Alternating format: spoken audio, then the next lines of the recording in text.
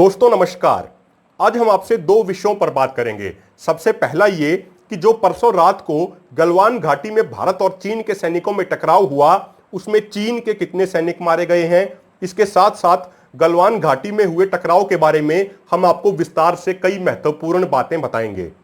तो सबसे पहले बात करते हैं कि गलवान घाटी में जो भारत और चीन के सैनिकों में टकराव हुआ, उसमें चीन के कितने सैनिक मारे गए हैं। कल शाम को भारतीय सेना ने एक बयान जारी किया और कहा कि गलवान घाटी में टकराव के दौरान जो 17 भारतीय सैनिक गंभीर रूप से घायल हो गए थे, इलाज के दौरान वो सभी 17 सैनिक शहीद हो गए हैं।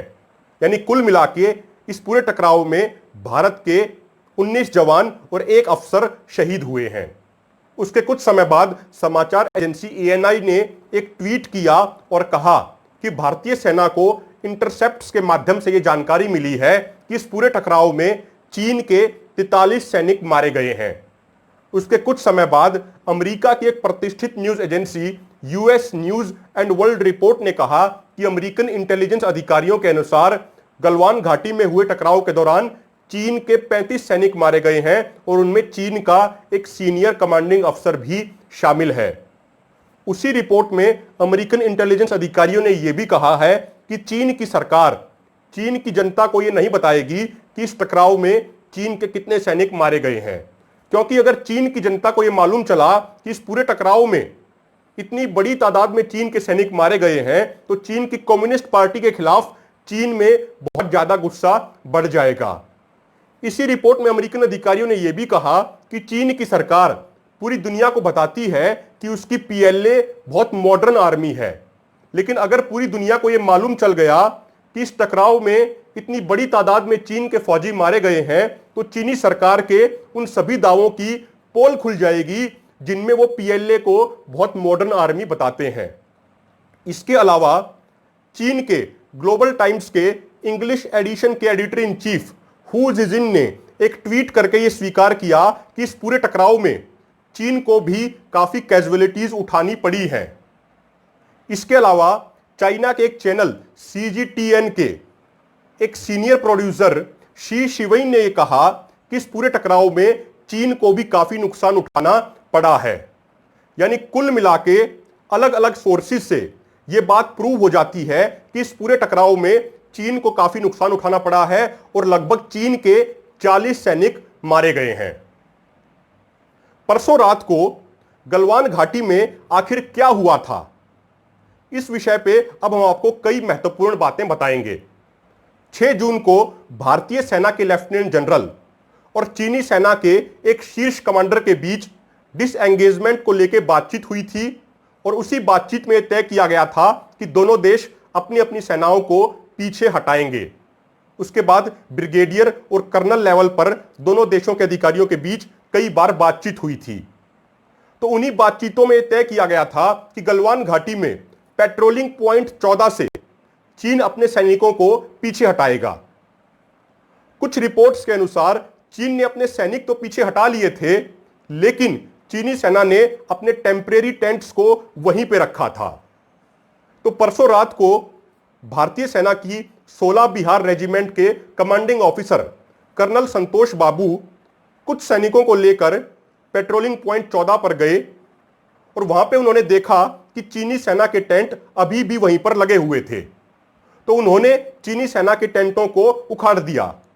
उसके कुछ समय बाद अचानक से चीनी सैनिक वहां पे लाठी और डंडे लेके पहुंच गए और उन्होंने भारतीय सेना के कमांडिंग अफसर पर हमला कर दिया।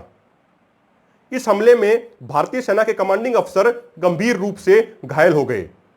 मैं आपको यह बात बताना चाहता हूं कि भारतीय सेना का जो सिस्टम है, उस सिस्टम में कमांडिंग ऑफिसर हमेशा फ्रंट से लीड करते हैं और कमांडिंग अफसर और उनकी बटालियन में सैनिकों के बीच बहुत क्लोज बॉन्डिंग होती है।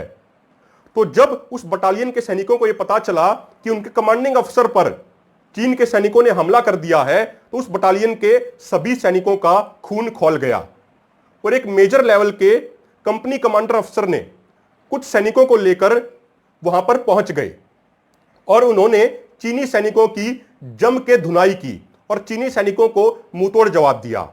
अब मैं आपकी जानकारी के लिए बताना चाहता हूं कि जो ये पेट्रोलिंग पॉइंट 14 है वो एक पहाड़ी के ऊपर स्थित है और उसके एक तरफ गलवान नदी है, वो बहुत गहरी है। उस नदी की विड्थ तो बहुत कम है, लेकिन उस नदी में पानी बहुत तेजी से बहता है और वहां पे इस समय टेम्परेचर -1 या -2 डिग्री के आसपास है। तो उस टकराव के दौरान दोनों देशों के कई सैनिक उस पहाड़ी से नीचे गिर गए और वो गलवान नदी में जाके गिर गए, जहां का पानी बहुत तेज है और बर्फीला पानी है। उसके बाद दोनों तरफ से रेनफोर्समेंट बुलाई गई और दोनों देशों की सेनाओं के बीच यह टकराव कई घंटे तक चलता रहा। उसके बाद सीनियर लेवल के अफसरों के बीच बातचीत हुई और डिसएंगेजमेंट हुई। उसके बाद अगले दिन यानी कल सुबह 7:30 बजे चीन के कमांडरों की तरफ से बातचीत की रिक्वेस्ट की गई, क्योंकि जो चीन के सैनिक उस नदी में गिरे थे उनकी लाश बह के काफी आगे चली गई थी। उसके बाद जो डेड बॉडीज गलवान नदी में गिर गई थी उनको निकाला गया और चीनी सैनिकों की डेड बॉडीज भारतीय सेना ने चीनी सेना को सौंप दी। तो यह कुल मिला के परसों रात को गलवान घाटी में हुए टकराव का पूरा सच है। इसके साथ साथ साथियों, मैं आपको अन्य 4 महत्वपूर्ण बातें बताना चाहूंगा। सबसे महत्वपूर्ण बात यह है कि शुक्रवार के दिन यानी पिछले सप्ताह चीन की तरफ से यह रिक्वेस्ट की गई थी कि दोबारा से लेफ्टिनेंट जनरल लेवल के अधिकारियों की बातचीत हो, लेकिन भारत ने उस मांग को ठुकरा दिया था और भारत ने यह कहा था कि पहले अपने वादे अनुसार चीन अपनी सेना को गलवान घाटी से वापस बुलाए, उसके बाद प्योंगसो लेक को लेकर लेफ्टिनेंट जनरल लेवल के अधिकारियों की दोबारा से बातचीत होगी। इसके साथ साथ मैं आपको यह बात भी बताना चाहता हूं कि कल जब भारतीय सेना के कमांडिंग अफसर कर्नल संतोष बाबू पेट्रोलिंग पॉइंट 14 पर गए थे तो वो अनआर्म्ड गए थे, क्योंकि यह वहां पर प्रोटोकॉल है कि भारत और चीन के सैनिक अनआर्म्ड ही वहां पर जाएंगे। लेकिन कल अचानक से चीन के सैनिकों ने विश्वासघात किया और वहां पे भारतीय सेना के जवानों पर लाठियों और डंडों से हमला कर दिया। दूसरी महत्वपूर्ण बात यह है कि कल जो भारत के एम्बेसडर हैं चीन में, उनकी कई घंटे तक चीन के वाइस फॉरेन मिनिस्टर के साथ बातचीत हुई और इस सिचुएशन को डीएस्केलेट करने को लेकर काफी लंबी चर्चा हुई। आज शाम को भारत और चीन के विदेश मंत्रियों के बीच फोन पर भी बातचीत हुई है और उस बातचीत में भारत के विदेश मंत्री ने यह साफ कहा है कि इस टकराव का कारण चीन है और चीन ने जानबूझकर यह काम किया है, चीन ने धोखा दिया है और इसी वजह से यह गलवान घाटी में टकराव हुआ है। यानी कुल मिला के इस पूरे टकराव के लिए चीन जिम्मेदार है। ये बातें भारत के विदेश मंत्री एस जयशंकर ने कही हैं। इसके साथ साथ आज प्रधानमंत्री मोदी जी ने भी इस पूरे घटनाक्रम पे अपनी चुप्पी तोड़ी है और यह कहा है कि भारत पहले किसी को नहीं उकसाता है, लेकिन अगर कोई भारत को उकसाएगा तो भारत उसका मुंहतोड़ जवाब देगा। इसके साथ साथ प्रधानमंत्री मोदी जी ने यह भी कहा है कि जो भारतीय सैनिक शहीद हुए हैं उनका बलिदान व्यर्थ नहीं जाएगा। तो साथियों, आज हमने आपको बताया तथ्यों के साथ कि गलवान घाटी में हुए टकराव में चीन के कितने सैनिक मारे गए हैं और इसके साथ साथ हमने आपको विस्तार से यह बताया कि आखिर गलवान घाटी में टकराव के दौरान क्या हुआ था और किन कारणों से यह टकराव हुआ। अगर आपको हमारी वीडियो अच्छी लगे तो वीडियो को शेयर जरूर कीजिएगा, चैनल को सब्सक्राइब जरूर कीजिएगा। आपने हमें सुना उसके लिए धन्यवाद। नमस्कार।